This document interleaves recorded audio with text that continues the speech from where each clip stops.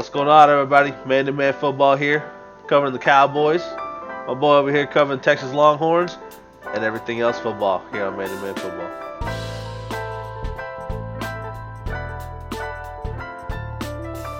What is up, everybody? Man-to-Man football here. Justin, man, it happened after the Colorado game on Saturday. Texas Longhorns head coach Tom Herman has been fired. Before we get into the guy that replaces him, I do want to acknowledge real quick, Tom Herman absolutely left the program in a better place than where he found it. There are two things that really stand out to me as far as the progression that happened while he was here. In his first year as the head coach here at Texas, I remember it was a rough year.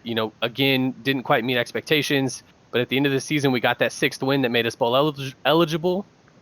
And I remember his kind of reaction in the press conference was, I was kind of surprised how surprised our players were to be able to go to a bowl game. During the Charlie Strong era, had forgotten what it was like to win. Simple as that. Tom Herman came in and developed a winning culture. Another thing I remember that really stands out to me is he kind of quoted that everything as far as the facilities, the staff, kind of been, air quotes, as a mom and pop shop.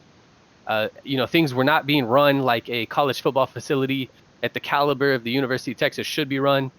Tom Herman came in and completely upgraded everything as far as staff, assistants, recruiting, the whole 9 yards. Everything is top of the line. There are things that he's done as far as the locker room that we have now. There are certain things about that's trademarked that other colleges, they can't copy. There is uniqueness there. The south end zone's getting filled in. Tom Herman, like I said, absolutely came in to a program that had forgotten how to win and has made it better than where he found it. Justin, what are your last thoughts here on Tom Herman, before we jump into Sarkeesian? Yeah, the guy did great work at Texas, I really believe. I think, again, I've talked about it in every video. I do think he deserved one more year, but hey, it's the nature of the beast. This is the college NFL. This is the college level. It's kill or be killed, more or less to say, and he didn't make it. But Tom Herman did a lot for this team. He built something another coach could more or less use in the future. Casey Thompson looked phenomenal. That guy has done some recruiting for Texas, and I think it's going to pay off in the future. Whoever gets to take over this team is looking pretty. It's sitting pretty recruit wise because that's what Tom Herman did for Texas. He recruited well. He brought this team along, and they made 3 years of bowl games, so you can't be mad at that. Obviously, Texas expectations are a lot higher, but hey, he brought y'all closer than anyone has in the past couple of years. So, Absolutely, I absolutely believe that when Charlie Strong got here, there was some things that he needed to do to really clean up where the program was. When Tom Herman got here, there were things he needed to do to develop the program, but now the ship is built, and we really had to go find the right captain. Tom Herman's downfall here was his ego, his arrogance. He rubbed everybody the wrong way, burning bridges, tore down relationships, getting to the point where the recruiting was starting to take a hit because of those things. So I think this was the perfect time to go ahead and pull the plug on Tom Herman, because if he were to have stayed here, that would have only meant negative things going forward. He wouldn't have had the same guys. He wouldn't have been able to keep a team around Bijan Robinson for however long he ends up here. I think this is the perfect time to go ahead and bring in somebody who we feel is the right guy. There were a couple of names that thrown around. Urban Meyer was thrown around. He ended up turning down the job. We landed Steve Sarkisian, Alabama offensive coordinator. An important note that I love is he is going to coach out the national championship game. Obviously, now I will be watching Alabama's offense a lot more closely with him being the play caller there. We are getting a polar opposite of a human being from everything that I can read, everything that I've found, everything I've heard. This is a guy who did have a little bit of a drinking problem when he was at USC, ended up losing his job for it, has been humbled by the things that have happened in his past. You talk about coming to work every day, having to prove yourself over the last 3 to 4 years. That's exactly what he's done. He's had to kind of change the perception that other people have of him. He's a very likable guy. This is somebody who, what I've heard is Alabama is hating losing him. They were trying to kind of name him the next head coach in waiting with with Nick Saban potentially leaving next year. So Justin, man, I know we're early here. I know there's no staff around Sarkeesian yet, but just kind of your instant reaction to, Sarkeesian offense, likable guy, Alabama offense coordinator. What you thinking, man? Yeah, one thing I did read about him is one of his quote. I'll read a quote from him. He said, "We all want Texas to be back. We all believe Texas should be back." And I do believe that is something that the Texas fan base has felt for years, is they believe they have everything necessary to be a national championship, at least contender. Do you like the Cowboys? Are you a Texas Longhorn fan? Do you like football in general? Stay tuned for ManToManFootball then. Like, subscribe down below. I think that Steve Sarkisian will hopefully turn this offense into something that we can look forward to watching. We both talk about it, and Tom Herman did a bad job at this, is creating with what you have and not what you want. So I do believe that Sarkeesian can turn this offense into something that could be a prolific college offense in the Big 12. Something that people have to fear and plan for, and worry about. Man, we have to figure out this Texas offense next week. Man, we have to we play Texas in a couple weeks. We got to figure this out. I think that Sarkeesian could turn this team into that, especially if he's a offensive minded guy, which obviously he is. Yes, sir. Coming from Alabama, being groomed by Nick Saban, you can't beat that. We talk about Nick Saban having that playbook ready. Hopefully he can bring. Hopefully he can bring that over Take a to couple Texas. pages, yeah. Yeah, steal a couple of those laminated pages and take them to Texas. Yeah, and I love that. I do want to kind of ask, your opinion here real quick. I know it's kind of a cliche thing. Anytime there's a head coaching change, there's the culture change and there's the rebuild and all that. Do you agree that this is not a rebuild? This is the ship is ready. Like obviously there's going to be some things that he does differently from Tom Herman, and there's going to be new guys on the staff, and there's going to be a new approach to things during the day. I'm sure there's some of the things like that will have to be relearned. But if 2020 taught everybody anything, it's to adapt to what's around you. Do you agree this is not a rebuild? Sarkeesian has everything he needs: running back, quarterback, weapons, athletes everywhere. This is a come in and win and look impressive right away. Yeah, and I agree with you 100%. This is not really a rebuild. Texas has a lot of players that are already coming back that are going to be given the chance to be stars, more or less to say. Bijan is one of them. Casey Thompson is one of them. The defense. I'm sorry, what's his name on the defense? DeMarvion Overshown is another guy on the defense that could all be potential superstars in the future for Texas. This guy could bring all those guys to the next level. And we're looking at hopefully recruiting at the Alabama level as well. Kind of like you said, Tom Herman started to lose some of the recruiting aspect of his program. Well, hopefully Sarkeesian can bring the Alabama recruiting to Texas, because we both know they've been recruiting for a very long time. That team just needs to continue to build. I think Texas has had one of the best receiving corps in the past 3 years we've ever seen.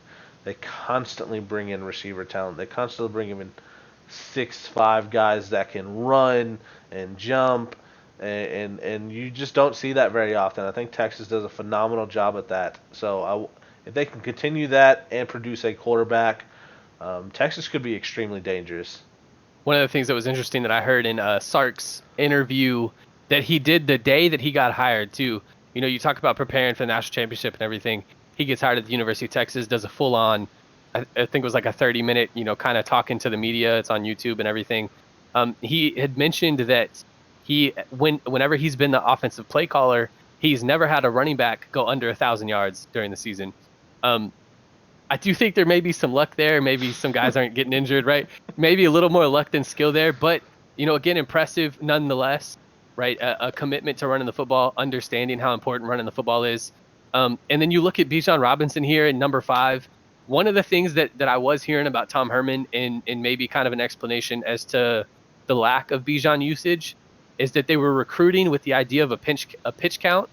You're only going to get, 10 or so carries during a game. And it was for the idea of saving your body for the NFL. Hmm. And I get that. I think that is a smart idea. If you're Alabama and you have everything else, Tom Herman and the University of Texas did not have everything else. Steve Sarkisian coming in, I think is going to have no problem running the brakes off of Bijan Robinson. I think he's sitting there like, my guy, number 5, you're going to get 20 touches a game next year, and you're going to win the Heisman. We're going to go undefeated. I think that sounds like an amazing plan. I'm excited. I can't wait. Hopefully, unleash the beast, man. I'm ready to see all of Bijan next year. Yeah, I don't see how they couldn't have just literally left that guy on the field. Tom Herman could have saved his job if he believed in just. It's like, you know what, I wanna be here, but he didn't, and we're moving on from that, and it's it's Alabama OC time now, so I'm interested to see what this guy does. I would love to see a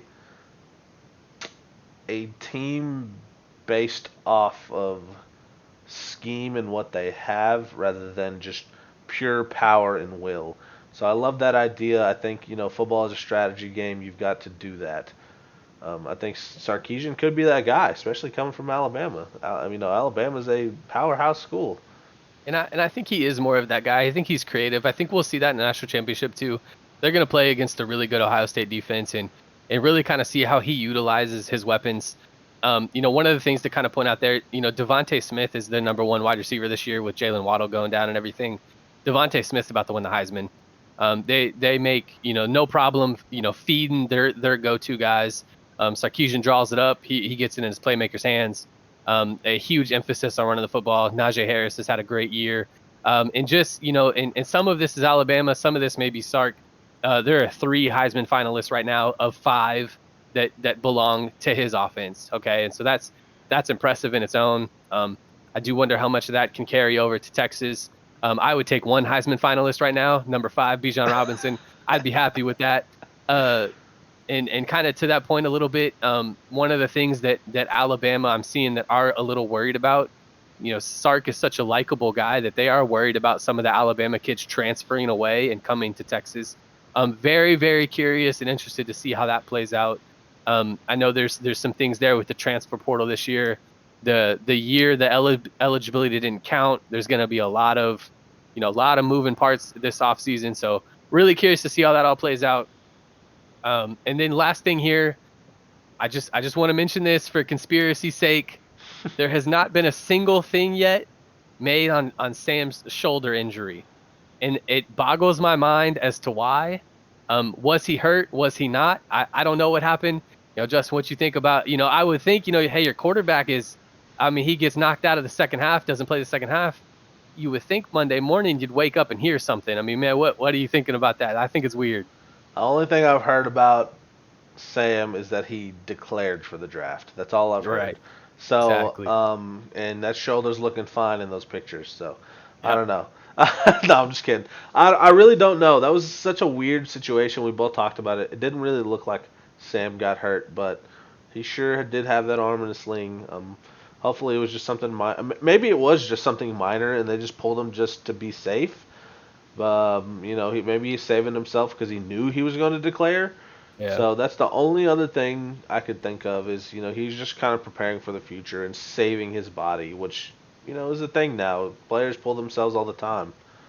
So. Yeah, and that's a good point. And I truly, though, as much as nobody wants to hear this, I think Tom Herman was like, hey, man, I don't know. We're going to go Casey and tried to save face there. And because Sam wasn't getting it done. I mean, we kind of talked about, Colorado, if they would have caught some passes and everything, they'd have been winning that game at halftime. Absolutely. We watched them miss 3 deep shots. And dropped passes and misses. And not just like, didn't execute. They just missed them. The quarterback just missed them. Right. So. He was wide open down the field. And Casey comes in, and it's a whole different game. Ridiculous. Whole different game. So, change of pace, everything. Absolutely. And I think Tom Herman trying to kind of save his job there because obviously, if they would have lost to Colorado, I mean, my God, they'd have left him in San Antonio. So, yeah. But I don't know. But yeah, that's it for us today. Obviously excited for the head coaching change. I think this is a long time coming. as far as Tom Herman things are at least, a couple weeks coming. We knew this was happening, just didn't know exactly who the next head coach would be. From everything that I've heard so far, I'm very happy with what we've gotten in Steve Sarkisian. A lot more coming as far as staff, recruiting, potentially players transferring in, a lot of that stuff. Obviously, we'll be here to cover it all. Appreciate y'all checking out the channel, checking out the video. Man to Man Football here. Y'all stay tuned for more.